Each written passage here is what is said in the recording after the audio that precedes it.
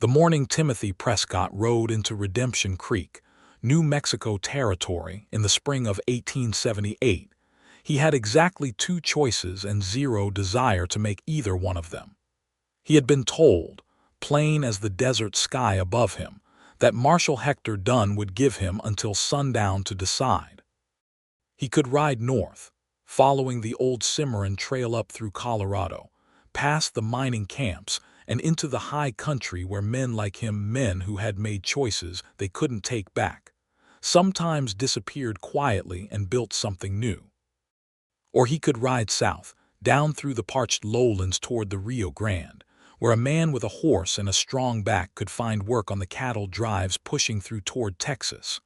Both routes were legal enough. Both routes were far from the territories where his name carried weight of the wrong kind. The marshal had been clear about one thing, though, and that was this. Either road Timothy chose, he was going to have to pass the Donnelly homestead. There was no way around it.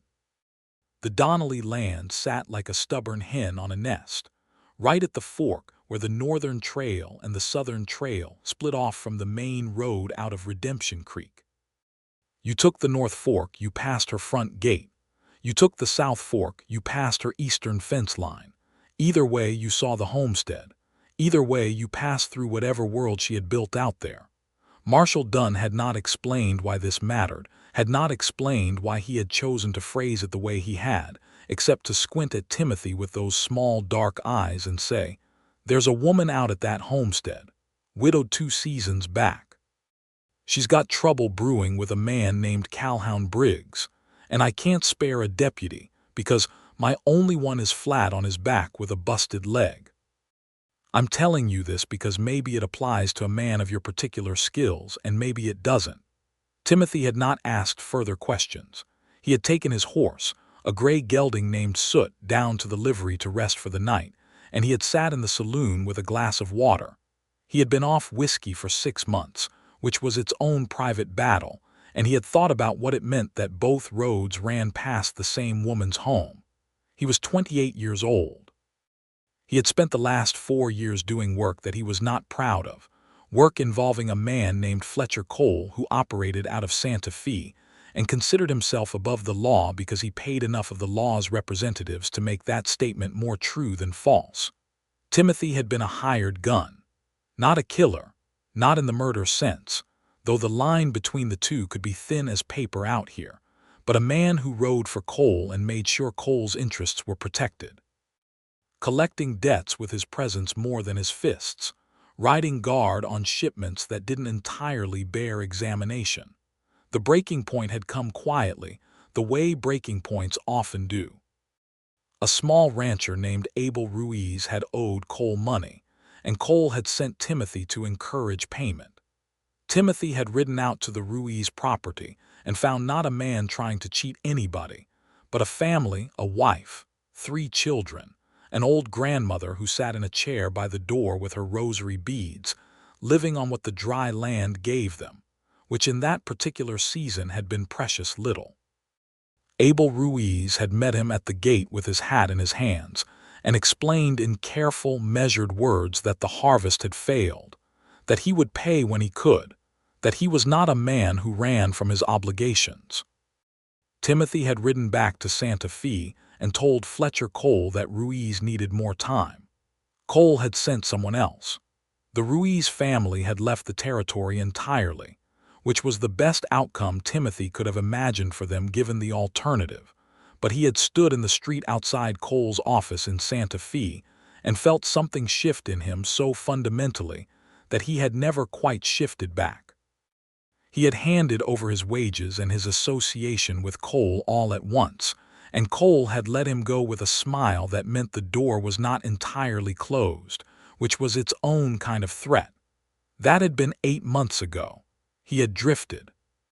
He had done honest work where he could find it riding fence for a rancher named Aldecoa outside of Albuquerque, hauling goods for a freighting outfit. A few weeks of genuinely terrible luck at a card table in Las Vegas, New Mexico, which was not the kind of Las Vegas anyone would make songs about but was real enough and dusty enough.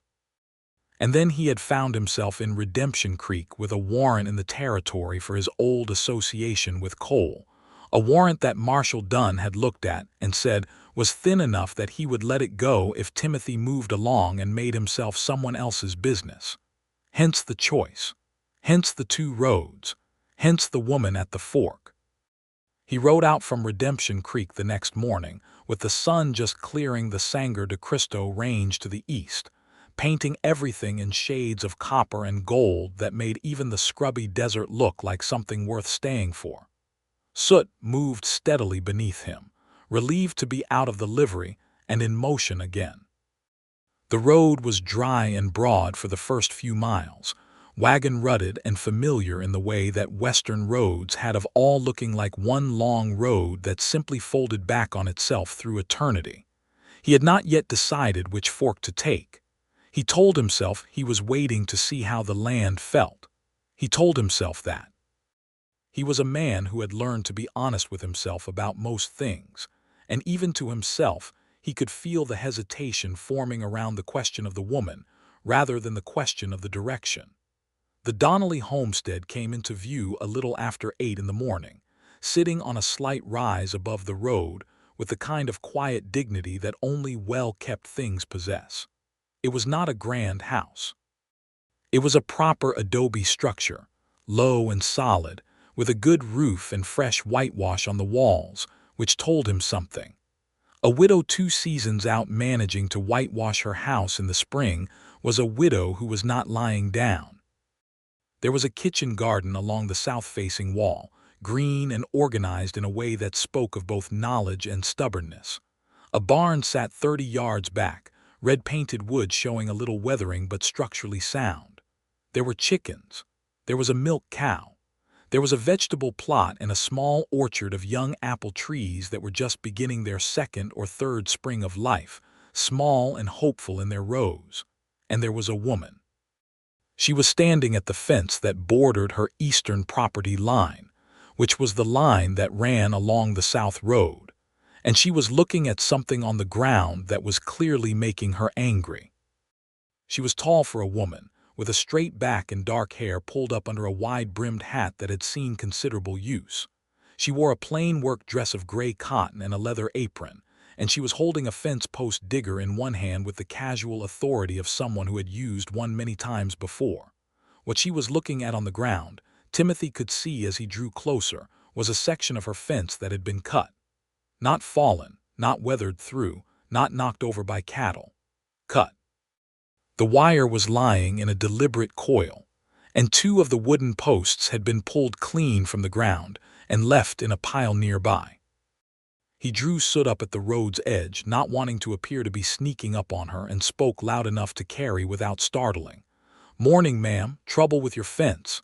She looked up from the ground and looked at him with eyes the color of dark creek water, somewhere between brown and green, and she did not appear to find him particularly reassuring. "Someone cut it," she said. "Came in the night. 3rd time this spring." "I can see that," he said. She looked at him a moment longer, the way people out here learn to look at strangers, measuring, not unfriendly but not soft either. "Are you passing through?" she asked. "I expect I am," he said. "I haven't entirely decided which direction." Something in that answer seemed to interest her despite herself. She tilted her head slightly. "That's an unusual thing for a traveling man to say." "It's been an unusual few months," he said, and swung down from Soot before he had consciously decided to do so. His boots found the road and he walked to the fence line, keeping his hands visible and his movement unhurried. He crouched down and looked at the cut ends of the wire. Clean cuts. Someone with proper wire cutters, not someone hacking at it with a knife. "You have a name?" she asked. "Timothy Prescott." He looked up at her. "Yours, Maude Donnelly. Pleased to meet you, Mrs. Donnelly." "Has the marshal in town been told about this?" Something in her expression shifted, not softening exactly, more like acknowledging a complexity she would rather not have had to acknowledge. "Marshal Dunne knows," she said. "He says he can't spare anyone." "He said something similar to me," Timothy said. She was quiet for a moment. He could feel her working through what that meant, why a stranger would have been talking to the marshal about her. He decided to be straightforward about it. He told me there was a woman at this homestead who had trouble with a man named Calhoun Briggs, Timothy said. He said it that way like it might be useful information to someone with my particular skills. I think he was suggesting I could be of some help if I chose to be. "And what are your particular skills?" she asked. There was no coyness in the question. It was direct as a survey line. "I can ride," he said. "I can shoot when I need to. I'm good with horses and reasonably good with tools and machinery. I've spent the last 4 years doing work that I'm not proud of, and the last 8 months trying to do work I am. I'm not a lawman and I'm not perfect, but I'm telling you straight what I am." She looked at him for a long time. The desert morning hummed around them, a meadowlark somewhere, the creak of the barn weather vane, the distant sound of wind moving through the low mesa scrub. "Calhoun Briggs is a land speculator," she said at last. "He wants my property because it sits at the fork of both roads out of Redemption Creek, and he's got a vision of building a stage relay station here. He's been trying to buy me out since before my husband died. When I wouldn't sell, the buying offers stopped and the trouble started." She indicated the fence with a gesture that encompassed not just this break but the entire pattern of it. "Cut fences. My water supply was diverted once. Someone put something in my grain store that I couldn't identify. I had a hired man last fall, a good one, and Briggs apparently made it worth his while to leave. I haven't been able to find anyone reliable since." "Who does Briggs work with?" Timothy asked. "He has 2 men who do his rougher work. Brothers named Hadley, Rel, and Silas. Rel is the one who does the thinking, which is not particularly reassuring because the thinking he does tends toward creative cruelty." She said this without self-pity as a fact. "There are others he hires as needed. He has money enough to make trouble without ever touching anything himself." "How many acres are you running?" Timothy asked. 160, she said. "Homestead claim, properly filed and registered with my husband's name and mine both on the deed. Water rights to the spring that feeds my well and the creek that runs the eastern boundary. That's what Briggs really wants. The water rights. Without them, any relay station he builds here dies in its first dry summer." Timothy stood up and looked at the broken fence. He thought about Marshal Dunne with his squinting eyes and his careful phrasing. He thought about Fletcher Cole and the Ruiz family. He thought about the 2 roads and the strange particular fact of both of them running past this exact woman. "I can fix this fence," he said. "I have tools on my horse, and then if you're willing I'd like to talk to you about what else needs doing around here." She had been watching him with that measuring look the entire time, and now something in it changed, not entirely, not all the way to trust, but in the direction of it. "I make a fair breakfast," she said. "If you do good work on the fence, I'll make you one." He fixed the fence. He did it properly, not just jamming the posts back in the loose soil and rehooking the wire, but digging the posts down to the right depth and packing the earth, checking the tension of the wire along the whole line to find where else it was weakening, splicing the cut sections with the good wire he carried in his pack for exactly the kind of repairs that came up on long desert rides. It took the better part of 2 hours, and when he was done, the fence was better than it had been before Briggs's men had cut it. Maude Donnelly made him the most honest breakfast he had eaten in years: eggs scrambled with green onion from her garden, salt pork, cornbread from a cast iron pan, and coffee that was black and strong and serious about itself. She set it on the table on the east-facing porch where the morning shadows still lay cool, and she sat across from him with her own coffee and did not pretend to be doing something else. "You said you haven't decided which direction you're going," she said. "I haven't." "Where were you before Redemption Creek?" he told her, abbreviated, "Albuquerque, the freighting work, the card game." He left out Fletcher Cole for now, not because he intended to deceive her, but because he thought the story needed something to build on before it could hold that weight. She told him she was 26 years old and had been homesteading on this land for 3 years, the last season of which she had done alone.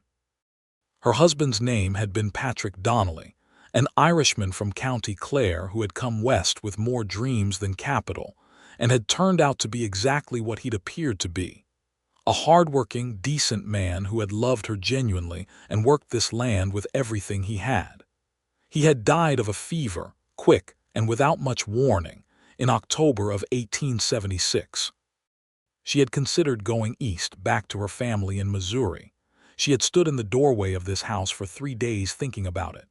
"And then I decided I wasn't leaving," she said simply. "This is my land.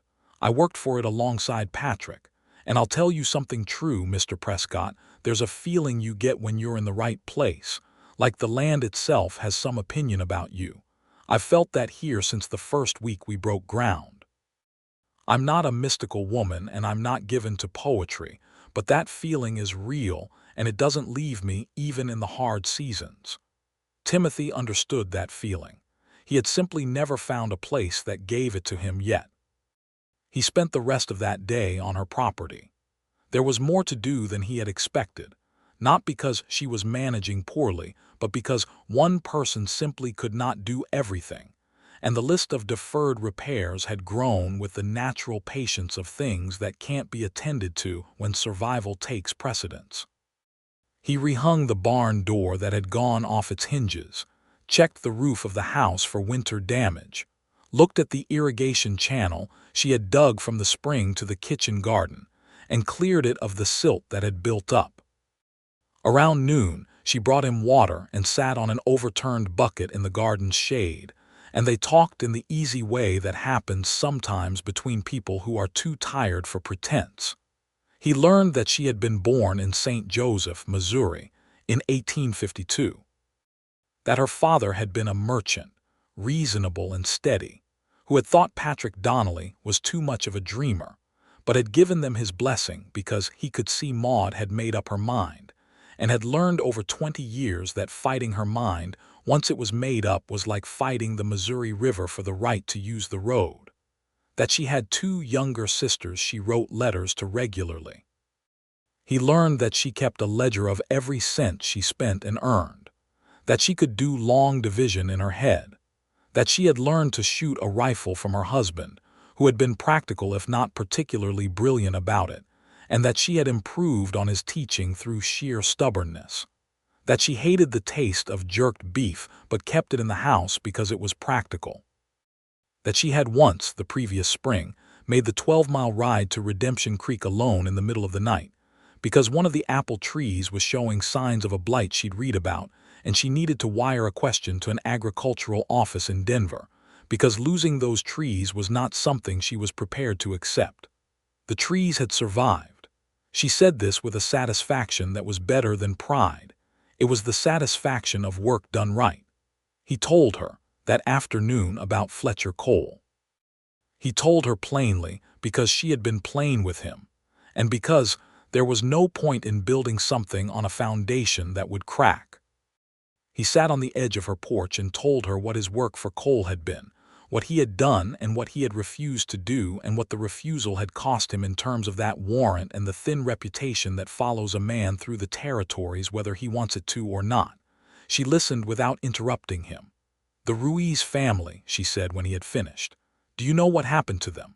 "I heard they settled in the Mesilla Valley," he said. "I hope that's true." "I hope so too." She looked out at the mesa. "You know the difference between a man who did bad things because he is a bad man and a man who did bad things because he was in a bad arrangement and couldn't find the door until he found it suddenly one day." "I'd like to think I know which kind I am," he said carefully. "I've met both kinds," she said, "and I'm not making a judgment today. I'm just saying I know there's a difference." That evening he made camp at the edge of her property near the road, where the fork divided the 2 paths out of the territory. He had not taken either one. He told himself he would decide in the morning.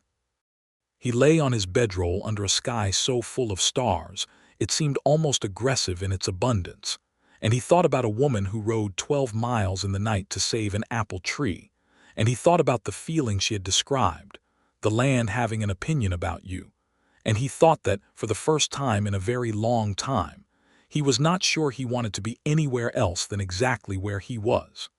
Calhoun Briggs made his presence known the very next morning. He came up the main road from Redemption Creek in a buckboard, well-dressed for the territory, a black coat that had been pressed, a hat with a proper crease, boots that were polished, which in the dust of a New Mexico spring required deliberate effort and signified something about how a man thought of himself. He was perhaps 50, with a face like weathered sandstone and eyes that had the flat, patient quality of a man who plays long games. He had one of the Hadley brothers beside him, Timothy guessed from the way he carried himself, because there was something watchful and calculated about him that matched the description of the one who did the thinking. Timothy was at the fence line completing a survey of the wire that he'd started at dawn when the buckboard rolled up and stopped. Briggs looked at him with those flat, patient eyes and said nothing for a moment. "I don't recognize you," Briggs said at last. "That's because we haven't met," Timothy said pleasantly. "You're working Mrs. Donnelly's fence." "I am." Briggs looked at the fence, really looked at it, the way a man calculates what a thing is worth. "She can't keep a hired hand," Briggs said. "They all move on eventually." "That must be frustrating for her," Timothy said. Hadley was watching him with professional interest. Timothy kept his posture easy, his hands nowhere near the revolver at his hip. "I'd like to speak with Mrs. Donnelly," Briggs said. "I'm not in a position to stop you from riding up to the house and knocking," Timothy said, "though I'm sure she's busy." Briggs looked at him for another measured moment, recalculating something. "What's your name?" Briggs asked. Timothy told him. He watched for any recognition in the flat eyes and saw a flicker, just a flicker, that confirmed what he had suspected, which was that Briggs had connections that ran through the same territory that Fletcher Cole ran through, because men like both of them tended to know each other's names and useful associates. Whatever Briggs recalculated, he decided to proceed rather than retreat. "Tell Mrs. Donnelly she'll be getting a formal offer in writing," Briggs said. "I'm being more than generous." "I'll tell her you said so," Timothy said. The buckboard moved up the road toward the house. Timothy watched it go and then walked to where he'd tied soot to the fence post and took a long drink from his canteen and thought about men who operated through layers of removal and the particular kind of patience it required to deal with them properly. He went up to the house in time to stand on the porch while Briggs made his offer. He stood back. He was hired help, technically, and Maude was the one who owned this land and made these decisions, but he stood where he was visible, which he thought might be useful. Briggs's offer was significant. He was not being dishonest about that. The dollar amount was well above what most buyers would have offered for 160 acres of desert homestead land in New Mexico Territory in 1878, and he delivered it with the smooth confidence of someone who knows that money is the universal language and just needs enough time to translate. Maude stood on her porch with her hands folded and let him finish. Then she said, "Mr. Briggs, I've told you my answer before and it hasn't changed. This is my land and I'm not selling it." Briggs nodded slowly. "Mrs. Donnelly, I respect your attachment to this place. I truly do. But a woman alone, I'm not alone," she said, and she didn't look at Timothy, but the words were aware of him in the way that a held breath is aware of the moment it becomes necessary. Briggs recalibrated again. The flat eyes moved to Timothy with a new assessment. "Is this man your employee?" Briggs asked. "He's working my property," Maude said, which was precisely true and deliberately imprecise at the same time. Briggs accepted this with the grace of a man who stores things for later use. "The offer stands," he said. "Think on it, Mrs. Donnelly, the territory's changing. A woman can't hold 160 acres by sheer will forever." "I'm not using just my will," she said. "I'm using my water rights, my deed, and a significant amount of stubbornness. Good day, Mr. Briggs." He drove away. Hadley never said a word the entire visit, which was somehow the most unsettling thing about him. When they were gone, Maude let out a breath and turned to go back inside. "He'll increase the pressure," Timothy said. "I know it," she said. She stopped in the doorway without turning around. "I could use someone who knows how these men think. Willing to stay, and I can't pay what you deserve. To be honest about it, I'd be grateful for the help." "What can you pay?" Timothy asked. She named a figure. It was honest, modest, and fair given what she had. That'll do, he said. She turned then and looked at him with those dark creekwater eyes and said, Why? Because you're in the right, he said, and I could use some practice being in the right place. She held his gaze for a moment, and then she did something that surprised him. She smiled. Not a polite smile, not a performance of social grace, but a real one, brief and warm and unguarded. And then she went inside and the screen door closed behind her, and Timothy stood on the porch in the morning sun feeling, for the first time in a long time, like a man who had found a direction. The days that followed built on each other the way good things build, not dramatically, not all at once, but with the steady accumulation of small moments that add up to something larger before you quite notice it happening. Timothy moved his camp to the barn. There was a corner stall that was empty, and it was cool and clean, and Soot approved of the proximity to the other animals. He was up before dawn each morning, getting the livestock fed before Maude came out, not because he was trying to impress her, but because he liked the early morning, and the work felt good to him in the way that honest physical labor feels good after too many years of work that left a residue. She cooked breakfast. He cooked dinner when she was occupied with other things, and he turned out to be serviceable at it, not creative, but solid, the kind of cooking that makes a person feel genuinely fed. They ate together on the porch when the weather was good, and inside when it wasn't, and the conversation between them grew over those meals the way a trail broadens with use, naturally and without formal negotiation. He learned that she had an opinion about everything, and that her opinions were almost always worth listening to. She had thought carefully about irrigation methods and had been following the reports from the experimental stations in Colorado with genuine technical interest. She knew the price of beef in Albuquerque versus the price in Denver, and could tell you why the difference existed. She had views on the railroad and its effect on cattle driving that were balanced and unsentimental.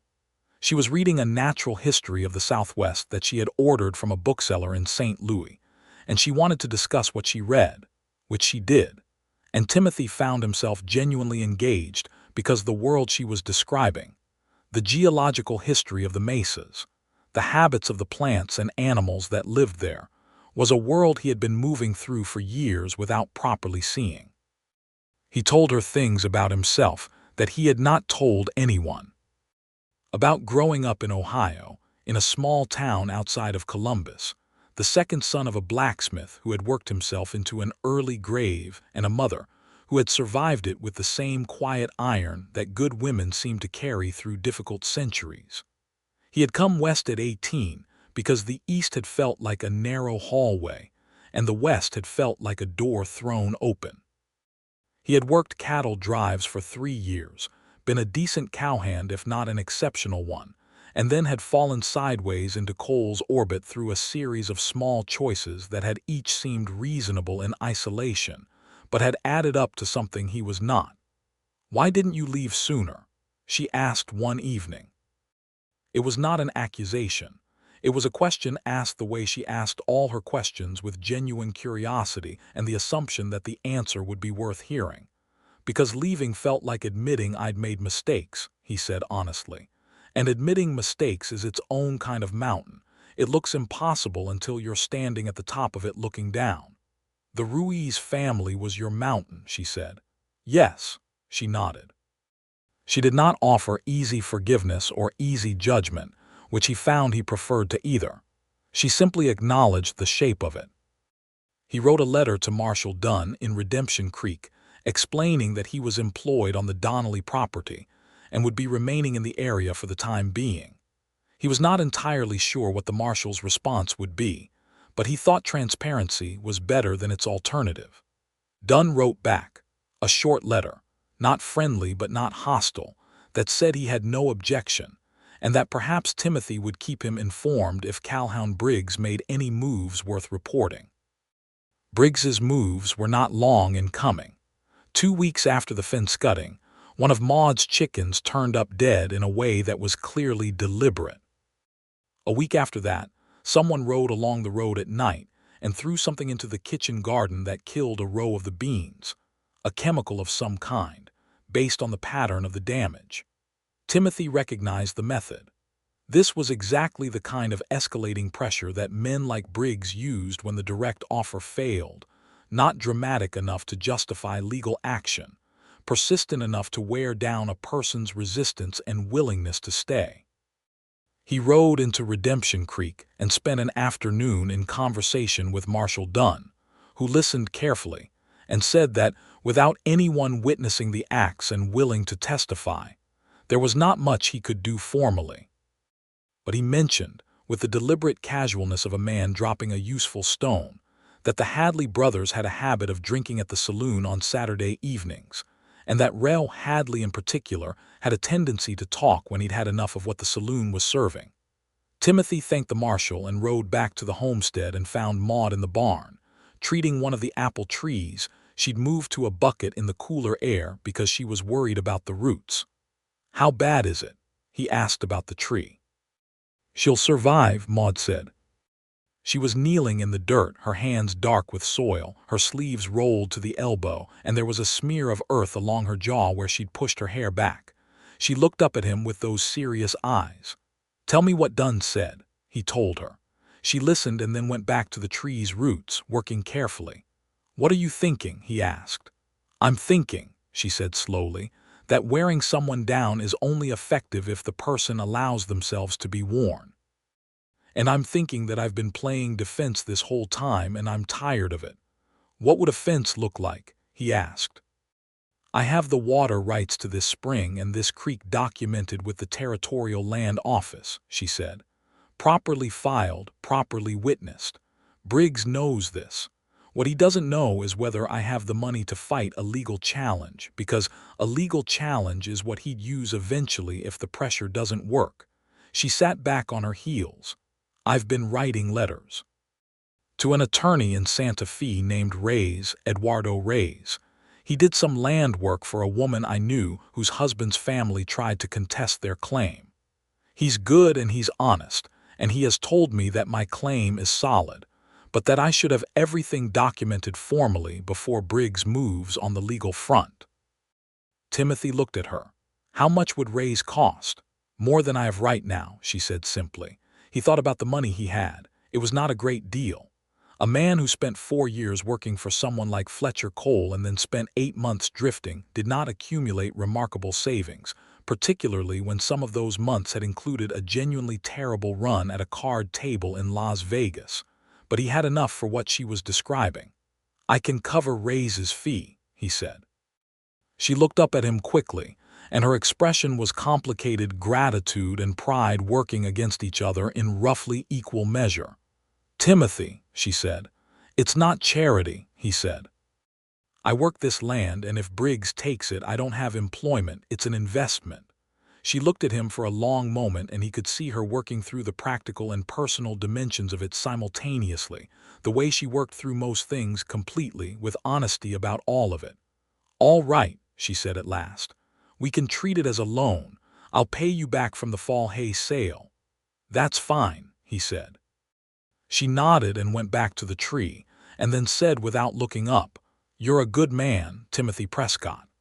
He didn't know what to do with that except to walk away before his face did something he wasn't ready to explain.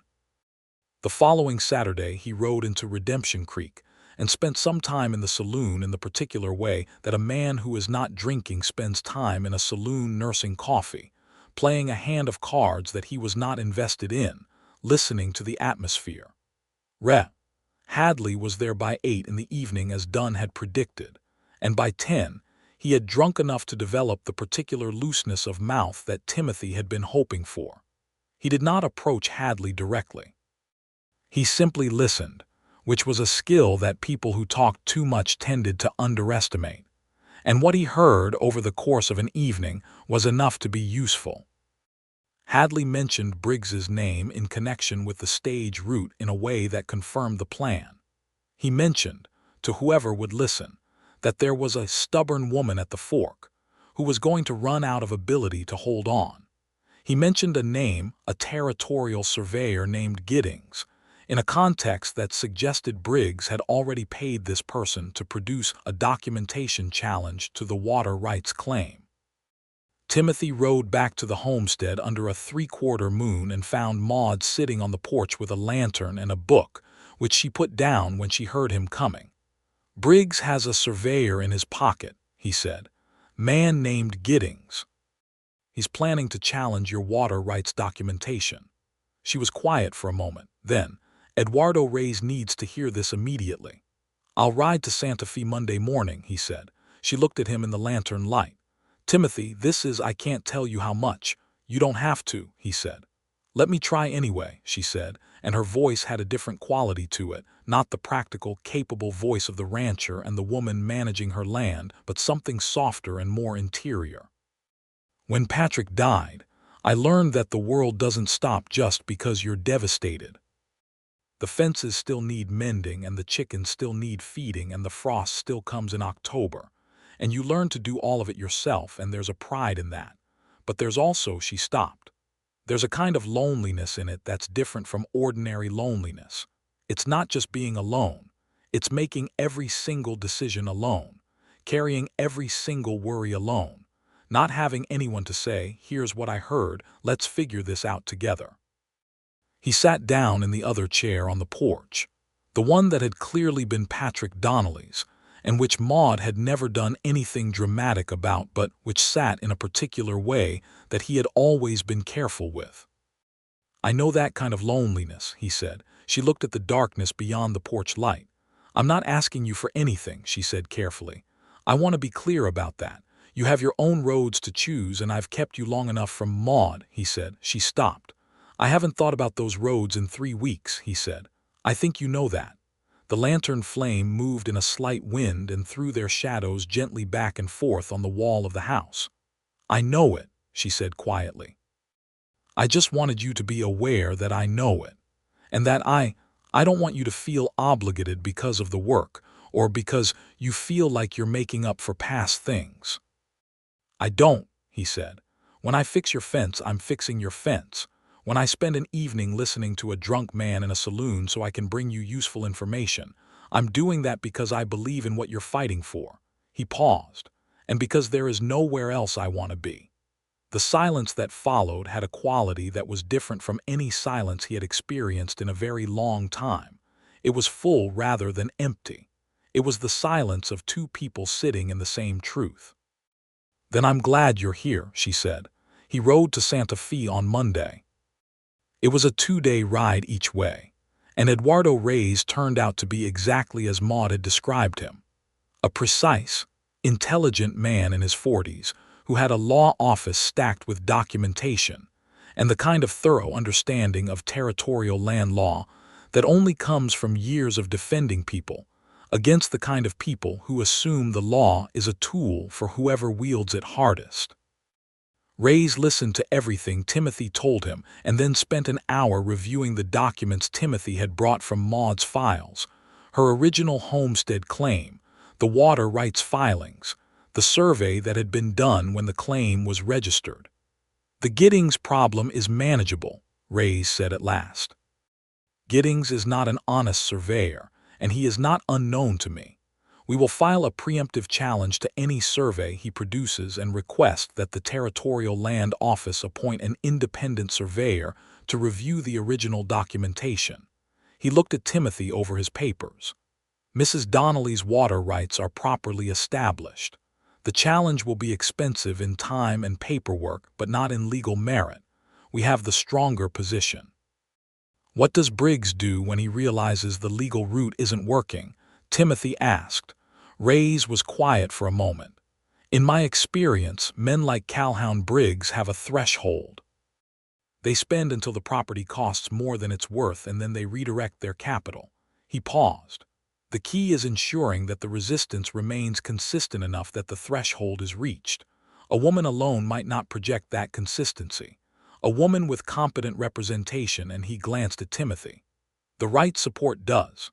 Timothy took the long way back through the high country above Santa Fe, where the pines came down to the road and the air smelled of resin and cold water. He thought about consistency and resistance. and the difference between the kind of a man he had been and the kind he was working toward being. He thought about Maude's voice on the porch in the lantern light. He thought about coming back to that homestead, and realized with the particular clarity that the mountain air sometimes brings that he was not thinking about it as a place where he worked, but as a place where he lived. He arrived back at the Donnelly homestead on a Wednesday evening to find Maude in the kitchen garden with a look on her face that he had not seen before, which was a look of barely controlled fury. "They blocked the creek," she said. He followed her to the eastern property line and found it.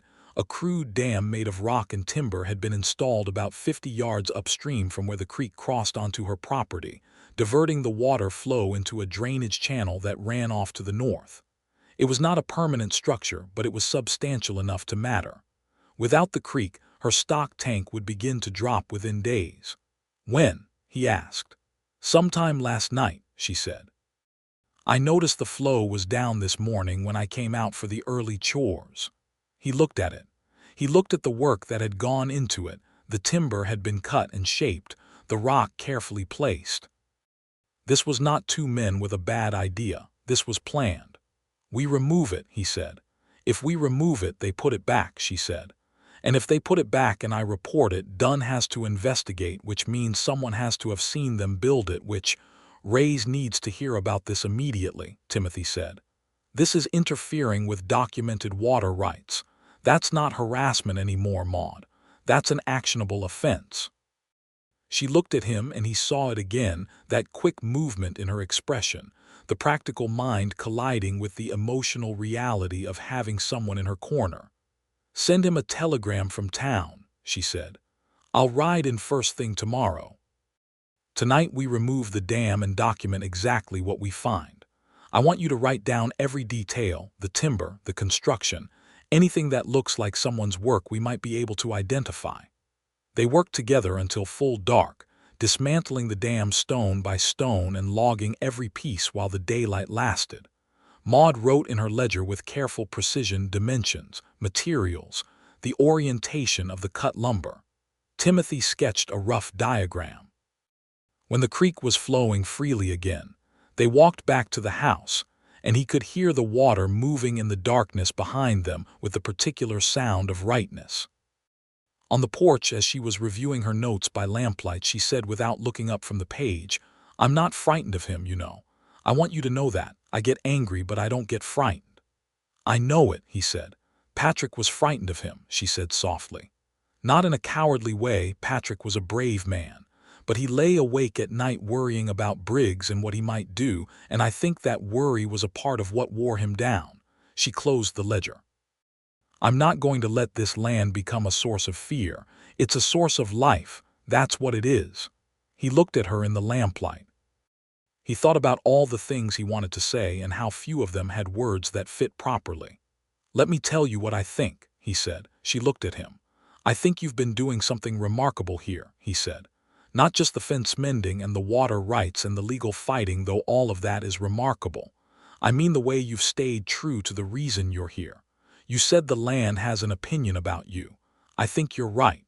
And I think the opinion this land has about you is correct."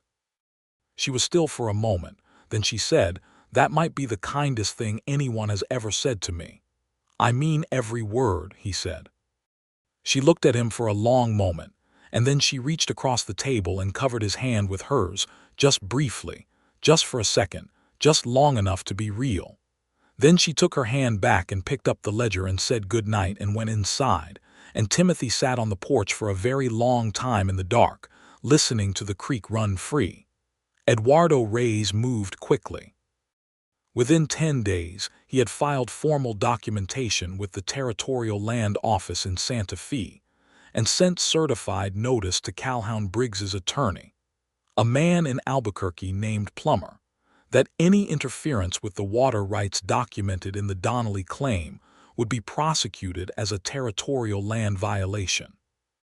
He also sent a letter to the Territorial Surveyor General's office raising questions about a certain Giddings and his recent professional conduct, which, as Reyes later explained to Timothy in a follow-up letter, was the particular kind of seed that takes time to bloom, but tends to be extremely effective when planted in the right soil. Briggs went quiet for nearly 2 weeks. It was the most peaceful 2 weeks Timothy could remember, which was itself a slightly disorienting experience. He fixed things.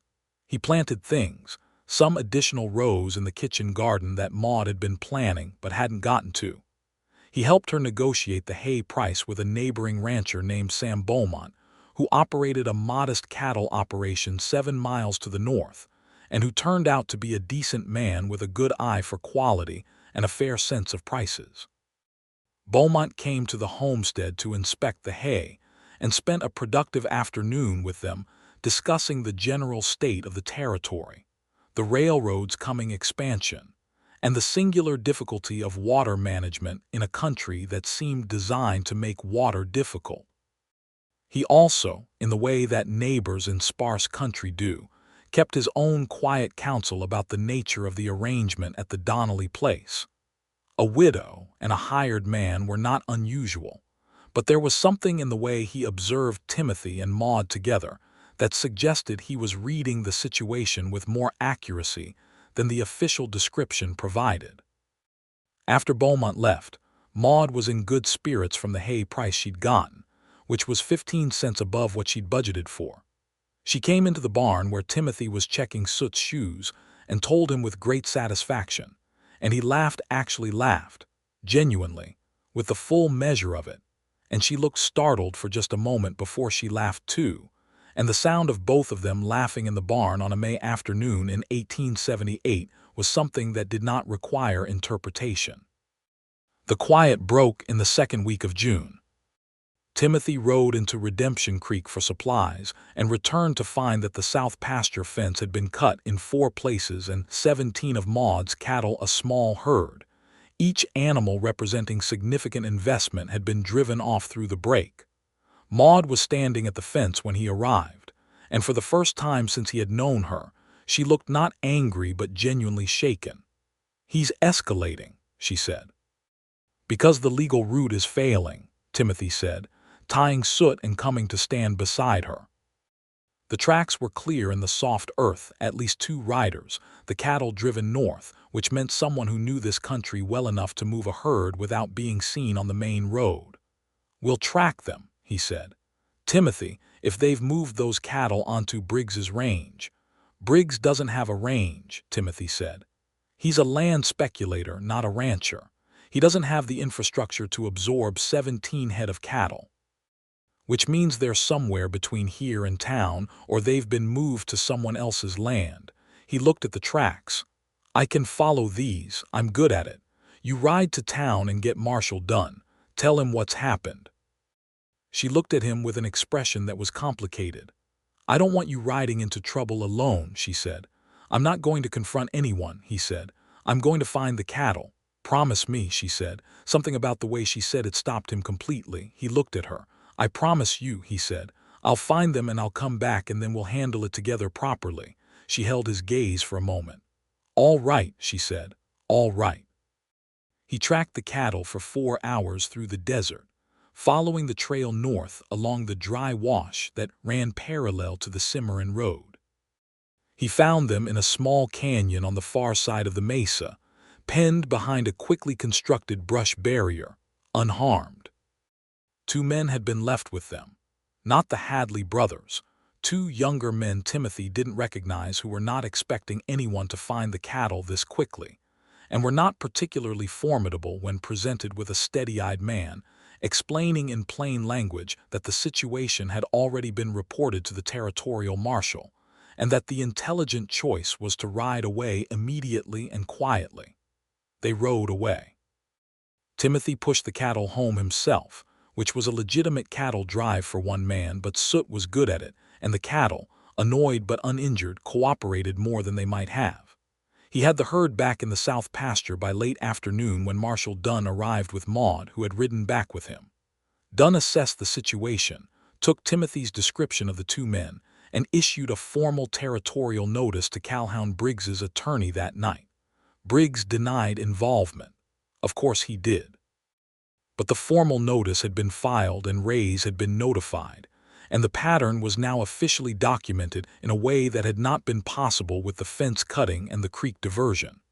In the kitchen that evening, after Dunne had gone, Maude made coffee and set it on the table and sat down and put her face in her hands for a moment, just long enough to let something out that she had been holding.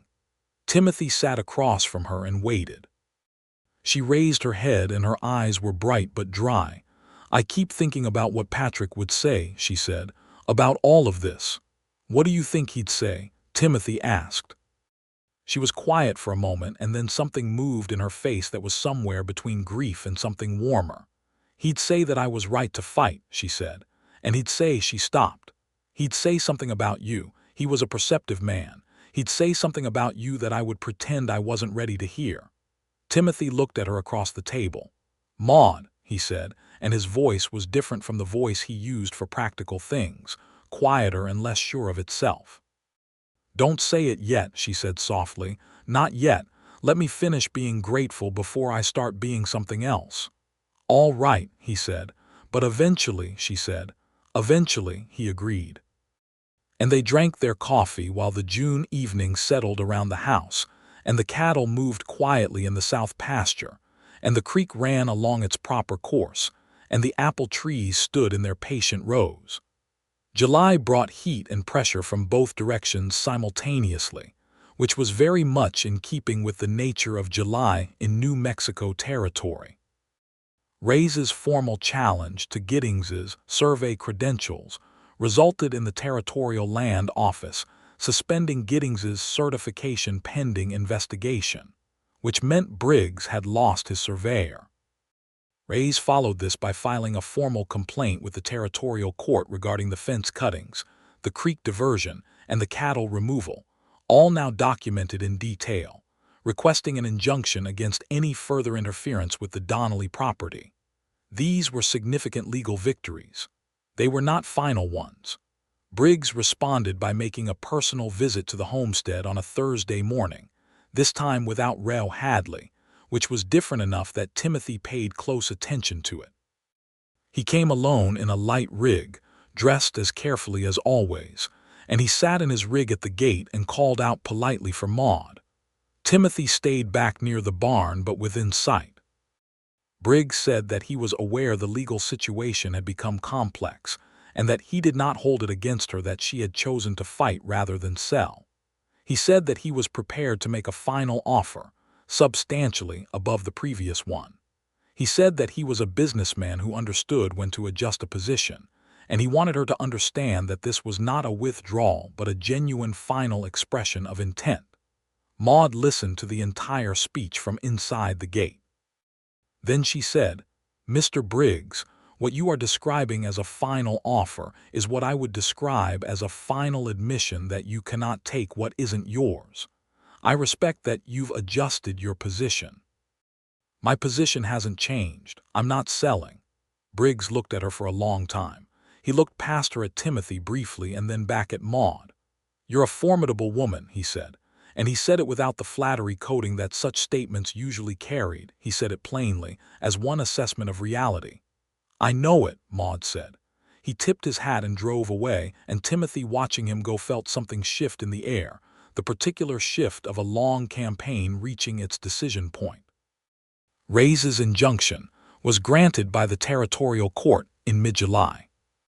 It was formal and binding, and it meant that any further documented interference with the Donnelly property would constitute contempt of court, which was a different and considerably more serious category of problem for a man like Briggs, who was above a certain level at which legal consequences became things to be managed rather than ignored.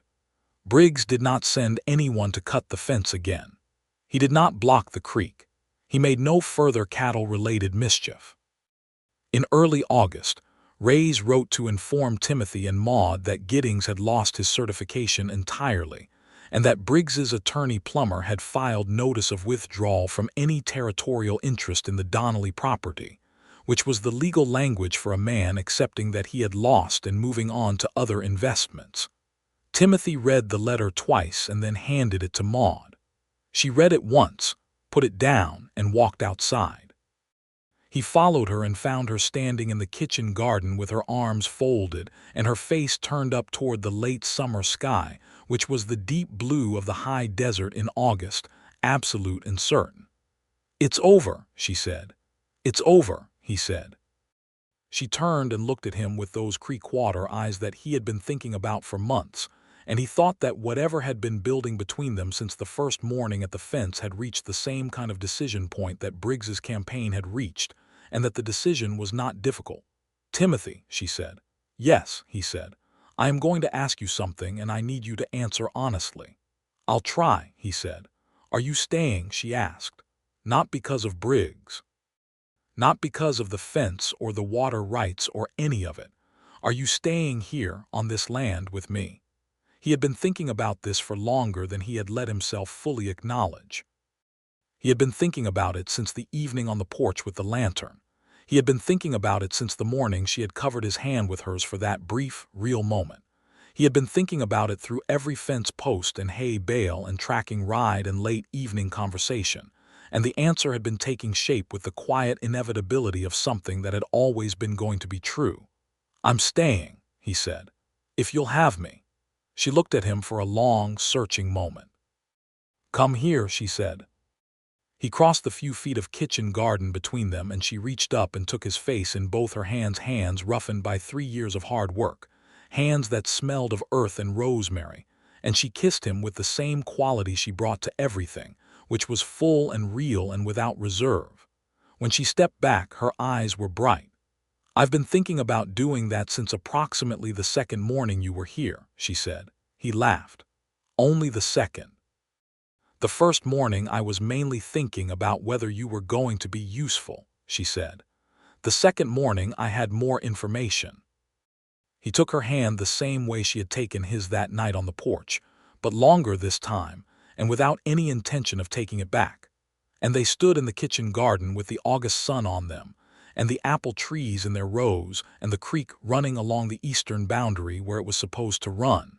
And Timothy Prescott, who had been given 2 roads out of a territory, and had chosen neither of them, felt with absolute conviction that he was standing in the right place.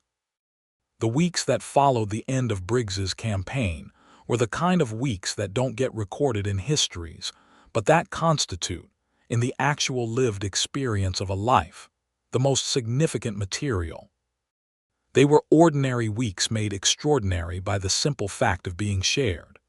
Sam Beaumont came by in late August with a neighbor of his from further north, a rancher named Foster, and they spent an afternoon helping Timothy reseal the roof of the barn before the fall rains. The men worked well together and talked easily about land and cattle and the general direction of the territory, and Beaumont looked at the way Timothy passed Maude the water bucket without being asked, and the way she briefly touched his shoulder when she brought the men food, and he nodded to himself with the quiet approval of someone who has lived long enough to recognize a good thing. Foster, who did not yet know the history of the homestead or Timothy's presence in it, asked how long they had been married, and there was a brief pause that contained more information than any answer. "We're not," Maude said. "Yet." She said it with complete composure and then went back inside, and Timothy went back to the roof, and Beaumont did a very good job of not smiling. They talked about it that evening, as they talked about most things, directly and without excessive ceremony. "Foster's question," Maude said. She was at the kitchen table writing letters while Timothy cleaned the tack from the day's work. It wasn't an unwelcome question." "No," he agreed. She looked up from her letter. "I'm not a woman who needs to be asked twice," she said, "but I'm also not a woman who asks for herself what she'd prefer to be offered." He set down the bridle he was working on and turned to look at her properly. "Maude Donnelly," he said. "Timothy Prescott," she said. "I love you," he said. "I have loved you since somewhere around the second morning if we're keeping score. I would very much like to marry you if you'll have me and build something here with you that we both deserve." She put down her pen. "Yes," she said, with the same clarity and certainty that she brought to everything that mattered. "Obviously, yes." He crossed the kitchen in 3 steps and she stood up, and he kissed her the way he had been wanting to since the morning she had smiled at him with that real and unguarded smile. And she kissed him back with everything she was. And outside the creek ran along its proper course, and the apple trees stood in their rows, and the desert moon rose over the mesa with the complete indifference to human affairs that made its beauty so uncomplicated. They were married in Redemption Creek in September of 1878, in the small church that had been established by a Methodist congregation 2 years earlier, and that served as the spiritual anchor for the scattered homesteads and ranches in the surrounding territory. It was a modest ceremony. Eduardo Reyes came up from Santa Fe and stood with them as a witness, which felt right given everything. Sam Beaumont and his wife Clara attended, and Marshal Dunne came, which surprised Timothy slightly and moved him more than he expected. Maude wore a dress of deep blue wool that she had made herself in the evenings over the 3 weeks before the wedding, and she wore her hair down for the first time since he had known her, and she was the most beautiful thing Timothy had ever seen in his life, with the possible exception of the landscape she was standing in front of, which was pretty stiff competition in September when the scrub was red and gold, and the sky was the impossible blue of the high desert fall. He wore a clean shirt and his good hat, and he had polished his boots, which Maude had noticed and not commented on, but had looked at with a particular expression that he was already beginning to catalog as one of her fondness expressions. The minister, a young man named Aldous who had come west from Ohio the previous year and was still somewhat astonished by the landscape, read the ceremony with genuine feeling. When he said the words "to have and to hold," Timothy looked at Maude and she looked at him, and the thing that passed between them in that moment was too large and too real for any simple description. After the ceremony, they had a small dinner at the hotel dining room, which was the best establishment Redemption Creek had to offer, and it was genuinely good beef and fresh bread, and a pie that Clara Beaumont had brought from their own kitchen. Reyes toasted them with considerable eloquence. Dunne said something brief and sincere that surprised Timothy all over again. They rode home to the homestead in the evening light, side by side on the road that ran from town to the fork, and when they turned at the fork, neither north nor south, but straight down the drive that led to the house, Timothy felt the particular completeness of a thing that has found its form. Fall moved into the homestead like a deliberate and welcome guest. The harvest was good, better than Maude had hoped, given the summer's disruptions. The hay sold well to Beaumont and Foster, and with Reyes's fee fully paid and the legal threat resolved, the homestead's finances had a steadiness they had not had in some time. Timothy expanded the vegetable garden and built a proper cold storage cellar beside the barn, which was something Maude had wanted and planned for, but had not had the manpower to construct alone. The cellar was deep and dry and dark, and it would change the calculus of winter, eating significantly more vegetables kept longer, less dependence on purchased goods from Redemption Creek. He also began, with quiet and deliberate intent, to expand the herd. He rode to several ranches in the area where cattle were selling and bought carefully 6 cows in calf, a second bull, 4 good young heifers, bringing the herd to a size that began to look like a genuine cattle operation rather than a homesteader's modest supplement. He talked through each purchase with Maude, who had opinions and numbers, and was right about both with a frequency that he found both impressive and profoundly comfortable. In October, a letter arrived from Missouri. It was from Maude's sister Helen, who wrote to say that she had read Maude's recent letters with great interest, and that the family, Maude's father included, somewhat to everyone's surprise, was very pleased to hear that Maude had married and that the homestead was prospering, and could they expect a visit at Christmas. Maude wrote back to say yes, absolutely yes, and that they should come by train to Albuquerque, where Timothy would meet them with the wagon. He met them in December, the whole family. Maude's father, Robert, a compact, serious man with his daughter's eyes and her habit of looking at you as though he was making a genuine assessment of what he found. Her mother, Eleanor, who was warm and a little overwhelmed by the territory in the way that people from settled places are sometimes overwhelmed by the West. Helen and her younger sister Frances, both of whom had Maude's directness and her mother's warmth in various proportions. The 4-hour wagon ride from Albuquerque to the Homestead was educational for Timothy, in the way that meeting the source of someone is always educational. He could see where Maude had come from in her father's precise attention, in her mother's genuine warmth, in the relationships between the sisters that were full of comfortable history. Robert Donnelly, who had been in correspondence, referring to him as Mr. Prescott, switched to Timothy, somewhere around the halfway mark of the ride, which Timothy took as a sign of something. When they arrived at the homestead and Robert walked the property with the eye of a man who built things and understood what building required, his silence had the quality of someone who is genuinely impressed and trying to calibrate how to express it without overstating. At dinner, he said, "You've done well here, Maude, both of you." "We have," Maude said simply. In the spring of 1879, Maude told him she was expecting. She told him in the kitchen garden on an April morning, matter-of-factly, with the same quality she brought to every significant announcement, direct, unembellished, watching his face for the response. He sat down on the edge of the garden bed, because his legs made an executive decision about that without consulting him, and he looked at her standing there in the morning light with her hair catching the wind and her eyes steady. And he felt something so large move through him that he had no word for it except right. Not just happy, though he was that more completely than he had ever been, but right, the sense of a thing being exactly as it should be. "Are you all right?" she asked, with a slight smile that suggested she found his reaction both endearing and expected. "I'm excellent," he said. "I'm genuinely and completely excellent."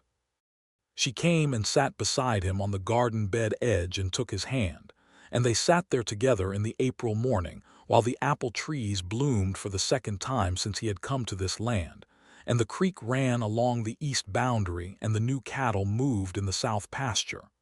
"I have a name suggestion," she said. "Of course you do," he said.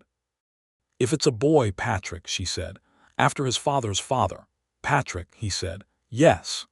"And if it's a girl, we'll negotiate," she said. He laughed and she leaned into his shoulder, and they stayed that way while the morning settled around them. In June, something happened that completed a thread Timothy had left open. He received a letter from a man he had known tangentially during the Cole years, a former associate named Walt Desmond, who had also left Cole's employ, and had apparently spent the intervening time doing something constructive about it. Desmond had gone to the federal marshal's office in Santa Fe and provided detailed testimony about Cole's operations, including specific dates, amounts, and the nature of the various activities that Timothy and others had been involved in. Cole had been arrested in May of 1879 on charges that included fraud, extortion, and conspiracy. Several of his associates had been charged as well.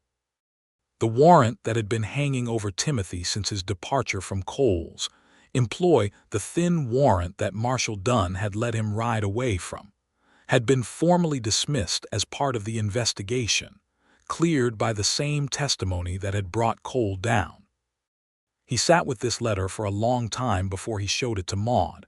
She read it carefully and then looked at him. "How do you feel?" she asked. "Like I can stop looking over my shoulder," he said. She nodded. "Good," she said.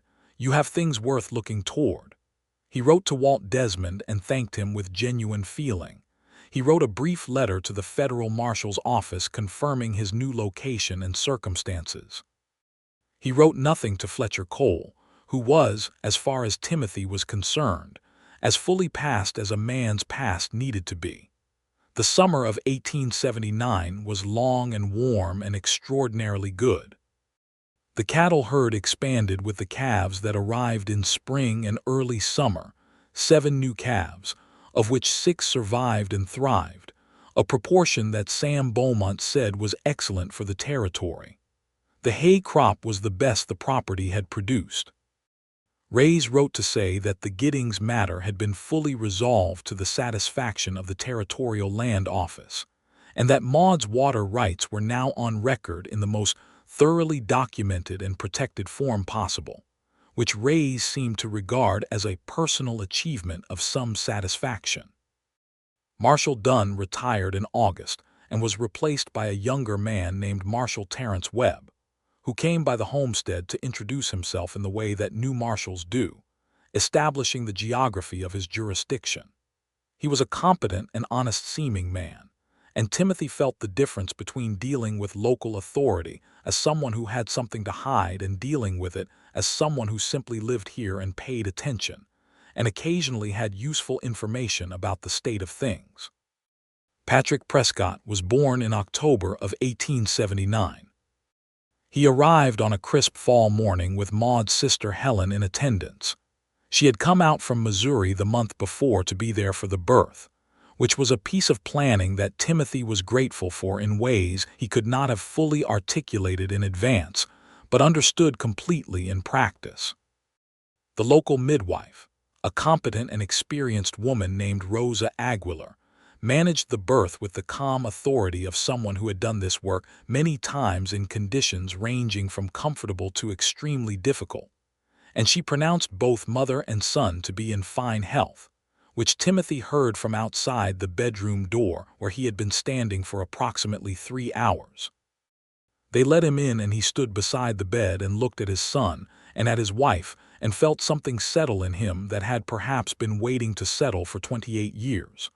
Patrick was small and red-faced and absolutely emphatic about existing, which Timothy thought was a strong beginning. "He looks like you," Helen said from the corner. "He looks like himself," Maude said, but she was smiling when she said it, and she looked at Timothy with the full measure of what they had made together, not just the baby but everything. "Patrick Prescott," Timothy said softly. "Named after 2 good men," Maude said. Helen stayed for a month, which meant that November at the Homestead had an unusual domestic fullness to it, the 3 of them and the baby, and Helen, who turned out to be a genuinely useful person around the place, with a gift for baking that neither Timothy nor Maude could match, and a way of talking to the baby that made the baby look genuinely interested. When she left, Maude stood in the yard and watched the wagon carry her toward the Redemption Creek Road and then turned back to Timothy with Patrick asleep in her arms. "She thinks we're the happiest people she knows," Maude said. "Are we?" he asked. She looked at the house, the barn, the apple trees, the south pasture with its good cattle, the kitchen garden waiting patient under its fall mulch, the creek running along the eastern boundary, the sky above the mesa going the long colors of November afternoon. "I think we might be," she said. By the spring of 1880, the Prescott homestead, it was on the deed now as Prescott, though Maude occasionally used both names for it, Donnelly Prescott, which Timothy thought was correct and right, had reached a kind of flowering that was the culmination of everything they had built from that first morning at the fence. The apple orchard produced fruit for the first time that spring, small, tart apples that were not yet the full harvest they would eventually give, but were real and good, and represented something that Maude had invested 3 years of careful attention in. She made a pie from the first picking, and they ate it on the porch with Patrick sitting propped between them in the evening light, and the pie was genuinely excellent, which Timothy said and meant. "The trees didn't know they were supposed to be difficult," she said. "Neither did you," he said. She smiled at him, the real one, the same smile he had seen on the second morning and had been seeing ever since, in all its variations, pleased, amused, tender, certain. Sam Beaumont made a formal proposal that spring to buy hay from the Prescott operation on contract for 3 years, which gave them the kind of financial stability that allowed Timothy to plan rather than simply respond. He began laying the foundation for a second barn larger, with proper stalls for the expanded herd, a workshop space where he could keep tools and materials properly rather than in the corner of the old barn that had become increasingly crowded. Maude organized a kitchen garden expansion that doubled the growing space, and added a root vegetable section that would make the cold storage cellar genuinely transformative in terms of winter provisions. She also began, with characteristic thoroughness, a beekeeping operation, 2 hives to start, placed near the orchard where they would benefit the apple trees and provide honey, which she had been purchasing from a merchant in Redemption Creek, and which she had looked at the price of for 2 years before deciding she was perfectly capable of producing her own. Patrick, at 6 months, had decided that sitting up was an interesting goal and was pursuing it with the focused intensity that Timothy recognized as his mother's approach to any project. He had dark hair and more clearly his father's gray eyes, which Maude said she had predicted and Timothy said he could not possibly have predicted because he had never thought about what his children might look like. "I thought about it," she said. "Of course you did," he said. They were good together. They were good together in all the ways that count, in the large decisions and the small daily ones, in the moments of difficulty and in the easy mornings, in the arguments they had which were real and resolved, and not the kind that fester because both of them said what they meant and meant what they said. They were good together in the way that 2 people who came to each other genuinely, without pretense or calculation, tend to be good together when they're also well matched in the things that matter. The summer of 1880 was his 3rd on the homestead. He had been here for 2 full years. The man who had ridden in on a gray gelding with 2 roads in front of him, and no desire to take either one, was not exactly gone. He recognized him still, that particular flavor of drift and consequence. But he was so thoroughly overlaid by everything that had been built since that the recognition was more like looking at a photograph of a younger stranger than at himself. On an evening in August, he rode the full perimeter of the property, something he did periodically to check fence and water and the general state of things. He rode slowly, letting Soot set the pace, which was an ambling contemplative walk. He rode along the eastern boundary where the creek ran, clear and steady, its water right safe and documented in Santa Fe. He rode along the north fence, which was tight and good. He rode along the western boundary where the road to Redemption Creek made its straight line to town, and he turned south and followed the property line to the fork where both roads divided and ran their separate ways. He sat there for a while, Soot patient beneath him. The north road went up toward Colorado, into the high country. The south road ran down toward the Rio Grande in Texas. Both roads went somewhere. Both roads had been real choices, 2 years ago, offered by a careful marshal with squinting eyes and a sense that something might apply to a man of particular skills. He had taken neither one. He had stayed at the fork.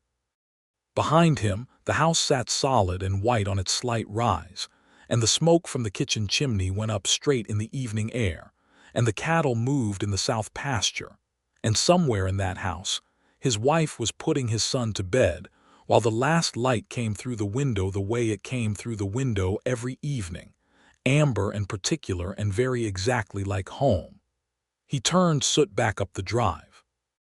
He was coming home to dinner, and to Maude's voice describing something she had read, and to Patrick's serious gray-eyed consideration of the world from his perch, and to the creek running and the apple trees in their rows and the life that had built itself around the single decision not to take the road that ran away from this place. That winter, Maude told him she was expecting again. She told him in the kitchen this time in the evening with the same matter-of-fact quality as before, but with a smile beneath it that was older and more certain than the last time. 2, she said. 2, he agreed, with the same certainty and the same happiness.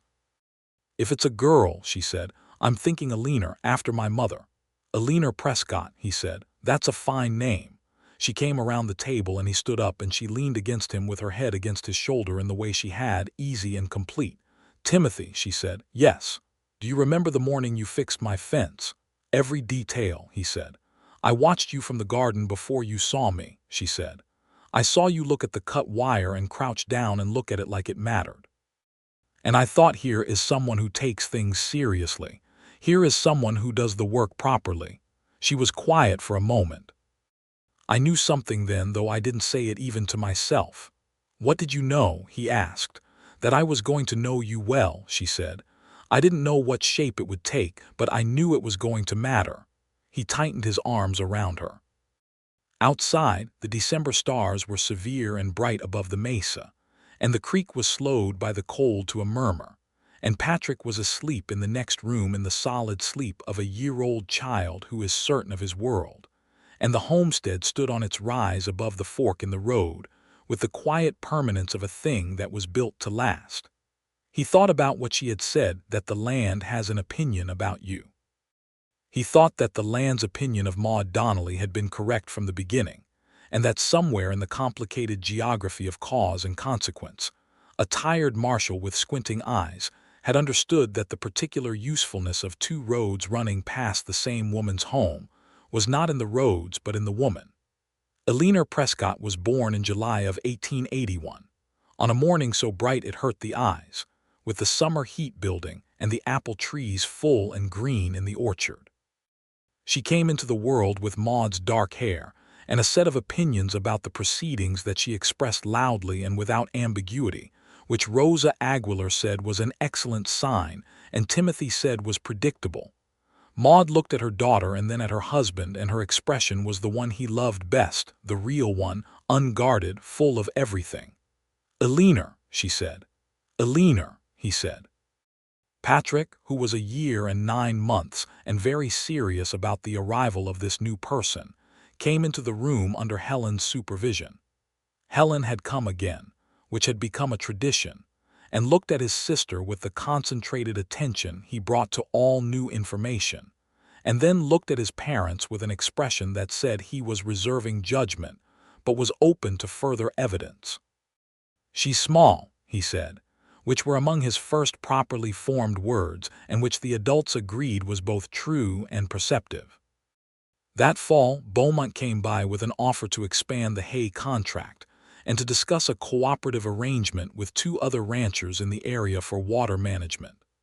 A canal project that would benefit all 4 properties, and that Timothy agreed to immediately because Maude had been reading about exactly this kind of arrangement and had views about it that were, as usual, both correct and practical. They sat around the table, the 4 of them, Timothy, Maude, Beaumont, and Foster, with maps and figures and cups of coffee, and made plans for a water management system that would serve the area for years, and Timothy thought that this was what the territory was supposed to look like. People building things together, sharing the work and the benefit, making the difficult country livable through collective practical intelligence, rather than through the kind of individual conquest that men like Briggs had imagined would give them what they wanted. The canal project was completed the following spring. In 1882, Timothy rode into Redemption Creek for a supply trip and ran into Silas Hadley in the general store, the less intelligent of the 2 brothers, the one who had not done the thinking for Briggs. Hadley was thin and slightly diminished, and he looked at Timothy with something between recognition and wariness. "Prescott," Hadley said. "Hadley," Timothy said. "Heard Briggs moved his operations to Colorado," Hadley said. "I heard the same thing," Timothy said. There was a pause in which the entire history of the past 4 years compressed itself. "Mrs. Prescott doing well?" Hadley asked. It was an odd question, not quite an apology, not quite an acknowledgement, but it had something genuine in it, some recognition of a weight. "Mrs. Prescott is doing very well," Timothy said. "Thank you for asking." He bought his supplies and rode home, and when he told Maude about the encounter she was quiet for a moment and then said, "Men like Hadley are tools, mostly. They do what someone pays them to do, and then they find themselves left with whatever they did and no one to blame it on." "That's true," Timothy said. "I don't have any use for bitterness about it," she said. "He was a problem and he's not anymore, and we have," she gestured, a broad gesture that took in the house and the barn and the orchard and the people in it. "We have all of this. I'd rather think about all of this." "So would I," Timothy said. By the spring of 1883, the Prescott homestead was 160 acres of genuinely productive land. The apple orchard produced reliably. The cattle herd had grown to a size that required a full seasonal accounting with Beaumont and two other buyers.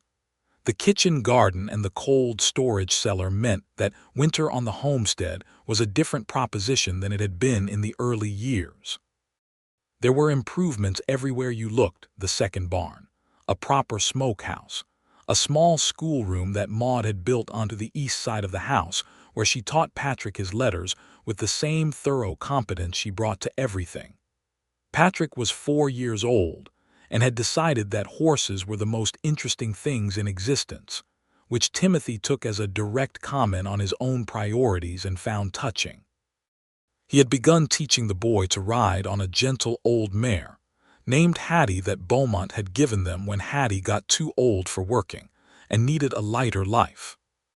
Patrick on Hattie, very small and very serious, moving around the yard under Timothy's watchful attention, was a sight that could stop Maude in whatever she was doing and bring her to the fence to watch. Eleanor, at 2, had the temperament of someone who had arrived with all her opinions already formed and was simply in the process of articulating them more clearly. She walked at 10 months and talked at 14, and by 2 was conducting what could only be described as negotiations with the household's various residents. She had Maude's directness and Timothy's patience, which was an interesting combination. On a spring evening in 1883, 5 years after the morning Timothy had ridden to the fork in the road and found a woman mending a cut fence, they sat together on the east-facing porch after the children were asleep. The creek ran in the dusk. The apple trees were in blossom for the 5th time. The sky above the mesa went through its familiar transformation from blue to gold to the deep rose that preceded dark. 5 years, Maude said. 5 good years, he said. She turned and looked at him. Her hair was down, as she often wore it in the evenings now, and the dusk light was in it. Her face had the quality of someone who has been shaped by good things as well as difficult ones, whose strength is not just resilience but also abundance. "Are you happy?" she asked. Not a casual question. She asked it the way she asked all her real questions, looking for the true answer, interested in nothing else. "I'm happier than I knew a person could be," he said. "I am happy in a way that feels permanent, like it's not just a feeling but a condition of the place I'm in." She smiled. "The real one." "Good," she said, "because I am too." He reached over and took her hand, and she turned her hand under his and held it the way they held each other's hands now, with the ease of long practice, with the certainty of people who have chosen each other fully and completely, with no road behind them that they would trade for the one they were on. The stars came out above the Sangre de Cristo range, slow and then all at once, the way the best things tend to arrive. The creek ran its steady course.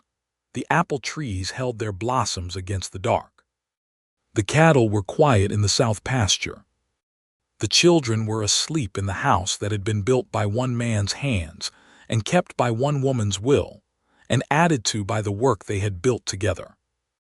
And at the fork of the 2 roads that led out of the territory, where both paths ran past her homestead and had always run past her homestead, the house with the fresh whitewash and the good roof, and the kitchen garden and the orchard stood on its rise in the New Mexico night, owned by the woman who had decided not to leave and the man who had decided not to go, and all the fences were sound.